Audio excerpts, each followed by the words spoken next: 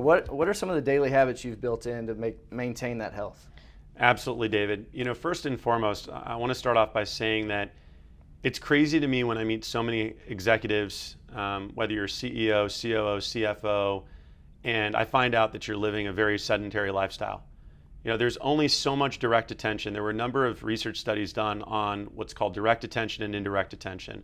And what direct attention means is anytime you're reading a book, anytime you're at the office, writing an email, putting together a PowerPoint deck, an Excel spreadsheet, sitting down and having a conversation with someone on a show like this, that requires direct attention. A lot of people think by taking a break, I'm going to go watch TV, I'm going to read a book. But they don't recognize that watching TV, reading a book, that's also using up that same direct attention. So think of direct attention as a fuel tank. Every time you use it, whether you're watching TV and you're taking that break, right, or you're reading a book or writing an email, the only way to recharge direct attention is indirect attention.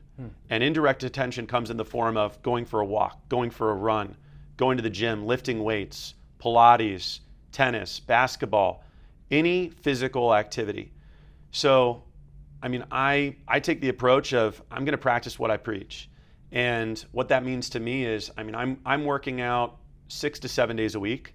I'm not lifting weights every single day. I'm lifting weights around 4 to 5 days a week. And I'm putting in, on average, if you look at my phone right now, and we could pull it out later in the episode for proof and evidence, average number of steps a day in June was over 18,000 a day. Wow. July over 18,000 a day, as well as May over 18,000 a day. So I try to keep that active lifestyle when I'm not lifting weights. It also means diet. Diet, nutrition, as we know, is 90% of the journey. Sure. So I do intermittent fasting. Okay. I will run 16 to 18 periods of full intermittent fasts.